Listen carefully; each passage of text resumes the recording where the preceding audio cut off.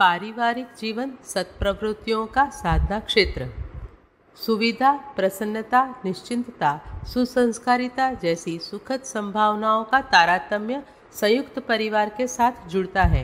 इसीलिए हर किसी को उसी सार्वभौम सुव्यवस्था के साथ अपने को जोड़ने का प्रयत्न करना चाहिए। साथ ही यह भी देखना चाहिए कि इसके साथ सुव्यवस्था का समावेश रहे, आचार संहिता का अनुशासन चले, कर्तव्य और अधिकार का ऐसा समन्वय हो कि किसी सदस्य को मनमानी करने का अवसर न मिले और किसी को अनुचित दबाव के कारण झुकना न पड़े। संयुक्त परिवारों में एक सहकारी समिति की भूमिका निभाई जा सकती है। अपने कर्तव्यों और दूसरे के अधिकारों का समुचित ध्यान रखने का अवसर मिलता रह सकता है। मनुष्य के समुन्नत समाज में परिवार एक ऐसी संस्था है जिसके सहारे उस परिकर का नहीं, हर संबंधित लोगों सदस्यों में से हरेक की सामयिक सुविधा एवं भविष्य के प्रगति संभावनाओं की पृष्ठभूमि बनती है। बुहारी अनेक सींकों से ही बनती है, रस्सा तिनकों के मिलन का ही प्रतिफल है। कपड़ा पतले धागों के एक दूसरे के साथ गूंथ जाने पर बनता है। सम्मिलित शक्ति का संयुक्त परिवार में उद्भव होता है। उससे न केवल सदस्यों का वरन समाज के हर घटक का किसी न किसी रूप में लाभ मिलता है। एक अच्छी परंपरा का निर्वाह होता रहता है। अनेक स्तर के लोगों के साथ सहयोग और सद्भाव का तारतम्य कैसे मिलाए रखा जाए, इसका उपक्रम बनता है। एकाकी रहकर व्यक्ति अपनी मनमर्जी चलाने की सुविधा तो किसी प्रकार किसी सीमा तक प्राप्त कर लेता है, पर इसका अत्यधिक मूल्य चुकाना पड़ता है। दूसरों का सहयोग न करने से अपनी क्षमता का लाभ उठाने का लाभ तो मिल जाता है, पर साथ ही यह एक बड़ी हानि अपना सिलसिला चलाने लगती है कि अन्यों का सहयोग एकाकी प्रवृत्ति चलाने को मिलना बंद हो जाए। परिवार के अधिकांश कार्य ऐसे हैं जो मिलजुल कर ही ठीक प्रकार बन पड़ते हैं। निवास निर्वाह के लिए घर तो हर किसी को चाहिए, उसमें कितनी ही प्रवृत्तियां निरंतर चलती रहती हैं।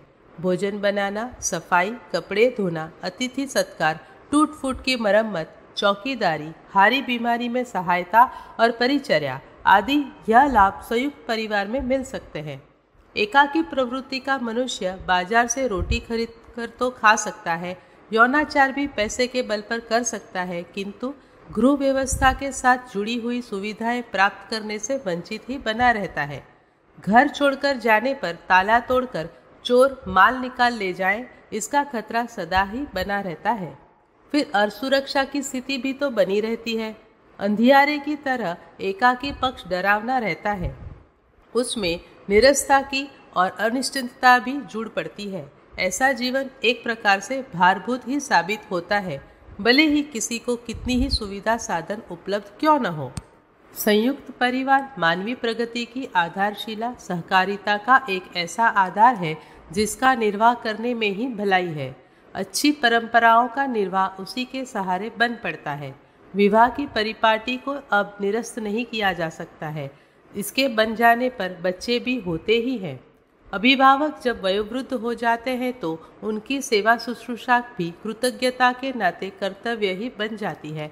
इतना परिवार तो हर किसी के साथ गृहस्थ में प्रवेश करते ही बन जाता है। जहाँ कृषि कार्य, पशुपालन, घरेलू गृह उद्योगों का आर्थिक आधार है, वहाँ तो उसे घर के सभी सदस्य मिलजुल कर ही चला पाते हैं।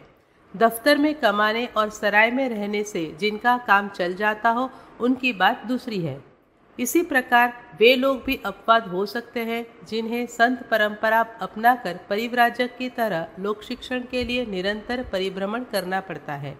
किसी विशेष धुन के धनी भी ऐसे हो सकते हैं जिन्हें आजीविका की ओर से निश्चिंतता है और अपने किसी लक्ष्य की पूर्ति के लिए निरंतर उसी में तन्मय रहना चाहते हैं। जिन्हें परिवार व्यवस्था में रुचि एवं अनुभव में से कुछ भी नहीं है। अविकसित अपंग स्तर के लोगों को तो किसी परिवार के आश्रित होकर ही रहना पड़ता है। वैसे वे लगते भले ही एकाकी हो, पर सर्वथा उस स्थिति में रहकर कोई जीवित तक नहीं रह सकता है। उनका पोषण परिवार, समाज या सरकार करे, यह प्रश्न अलग है। देखा ऐसा भी गया है कि विवाह होते ही कई लोग अभिभावकों या संयुक्त परिवार के सदस्यों की अपेक्षा अपनी नई कमाई का लाभ अकेले ही उठाना चाहते हैं।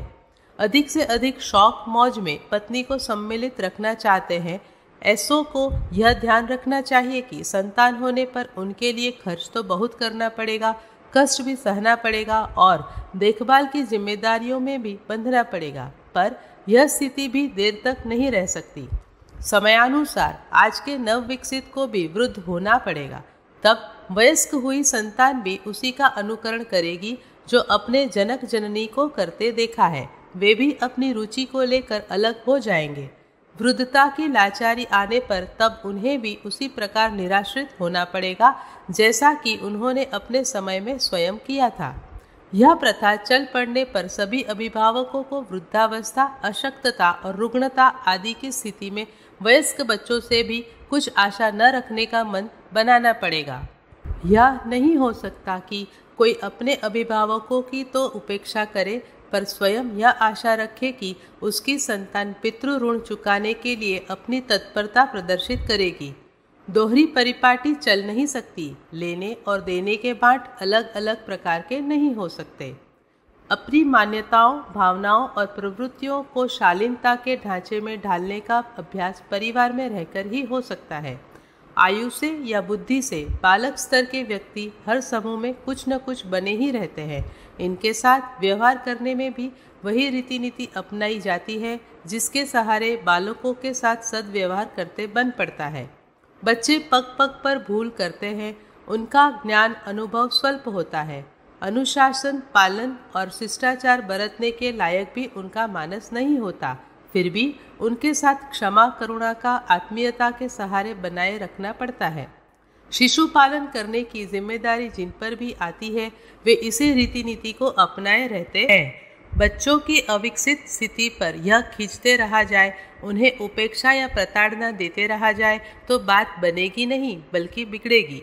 बालकों के साथ किए जाने वाले व्यवहार को उनके साथ भी अपनाया जाना चाहिए जो आयु से तो बड़े हो गए हैं पर शालीनता के क्षेत्र में अभी भी बहुत पिछड़े हुए हैं। समाधान इसी प्रकार बन पड़ता है। सद्भाव इसी आधार पर बन सकता है। जैसे को तैसा बताने की नीति बच्चों के साथ नहीं अपनाई जाती। उन्हें हर भूल पर तिरस्कृत या प्रताड़ित भी नहीं किया जाता। फिर उन लोगों को ही क्यों आक्रोश का भाजन बनाया जाए जो आयु, शिक्षा या उपार्जन के क्षेत्र में तो बड़े हो चले किंतु मानवीय सद्व्यवहार की परंपरा सीखने अपनाने का उन्हें अवसर ही नहीं मिला।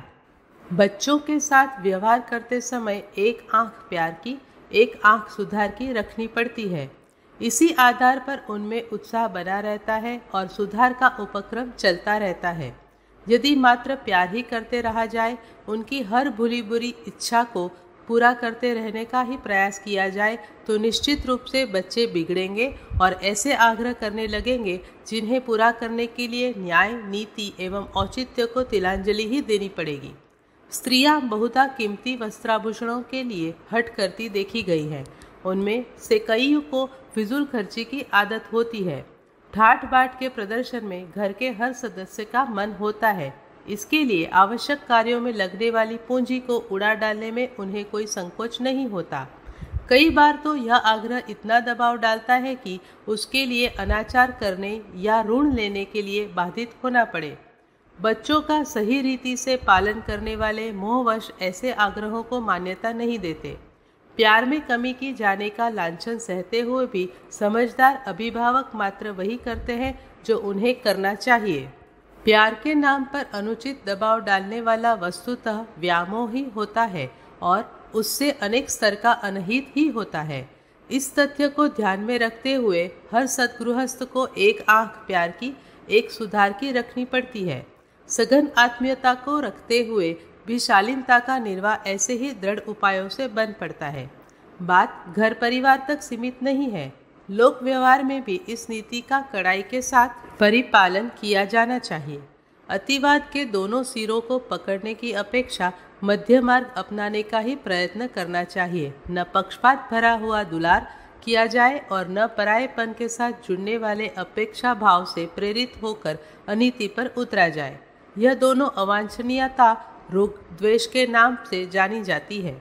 इन्हें अभ्यास में उतारने के लिए बालकों के साथ किया जाने वाला उचित व्यवहार अभ्यास का अंग बनता है। निरक्षीर विवेक की दूरदर्शिता अपनाने के लिए सक्षम करता है। यह अवसर परिवार के बीच रहकर छोटों से निपटते रहने के माध्यम से ही परिपक्व किए जाते हैं। दृष्टिकोण के इसी आधार पर परिमार्जित होता है। दाम्पत्य जीवन में सघन आत्मीयता ही उसे सफल बनाती है। जहाँ भी स्वार्थ संघर्ष चलेगा, कर्तव्य की उपेक्षा और अधिकार के लिए दबाव डालने का प्रयास होगा, वहीं दाम्पत्य जीवन में विकृतियां भर जाएंगी। संतान देकर सहयोग पाया जाता है। अपने लिए कठोर और साथी के लिए उदार रहकर ही पति पत्नी के बीच प्रगाढ़ घनिष्ठता निभती है। यह व्यवहार उन सबके साथ किया जाना चाहिए जिन्हें अपना समझा जाता है, जिनके साथ काम करने या सहचरत्व निभाने की अपेक्षा की जाती है। साथी के सद्गुण दिखने लगते हैं और उसे सुधारने, बढ़ाने, सुविधा देने की रीति नीति अपनानी होती है। यदि सभी को अपना मानने का दृष्टिकोण हो तो उसी आत्मीयता के साथ सुसंबद्ध उदारता का परिचय देना होगा। आत्मवत सर्वभूतेषु की उत्कृष्टता का अभ्यास यदि पति पत्नी स्तर के मैत्री भाव से सीखा, समझा और अपनाया जा सके तो उसे गृहस्थ जीवन की पाठशाला में प्राप्त की गई एक बड़ी उपलब्धि माना जा सकता है। कृतज्ञता भावना क्षेत्र की एक उच्च स्तरीय विभूति है। उसका अस्तित्व जहाँ भी होगा वहाँ यही प्रयास चल रहा होगा कि जिन्होंने अपने साथ जो उपकार किए हैं उन्हें ब्याज समेत वापस करके ऋण हुआ जाए। अभिभावकों के साथ वयस्क संतान को इसी श्रद्धा भावना के परिचय देना पड़ता है। समाज के अनेकानेक पक्ष एवं घटक अपनी प्रगति में निरंतर सहायक रहे हैं। ऐसी दशा में यदि समाज ऋण से उऋण होने के लिए सार्वजनिक सेवा को भी निजी स्वार्थ साधना से कम नहीं वरन उससे अधिक ही महत्व देना चाहिए। आर्थिक स्वेच्छाचार परिवार के बीच निपटा नहीं। अनाचार की उच्छृंखलता भी सद्गृहस्थ अपना नहीं सकते। उसमें रहते हुए प्रगति पथ पर अनीति मर्यादाओं का ध्यान रखना पड़ता है। एक सदस्य अनाचार पर उतारू हो तो समूचे परिवार की व्यवस्था और प्रगति खतरे में पड़ जाते हैं। यह अनुभव परिवार में रहकर किया जा सकता है। एक दूसरे के साथ किस प्रकार सघन सहयोग रखा जा सकता है, उसका व्यावहारिक अभ्यास उस परिवार के हर सदस्य को सीखना, समझना और अपनाना पड़ता है। यही है वे उपलब्धियाँ जिन्हें परिवार के बीच रहकर अभ्यास में उतारा और उनका प्रयोग सार्वजनिक जीवन में करते हुए अपनी और दूसरों की सुख शांति को अक्षुण्ण रखा जा सके।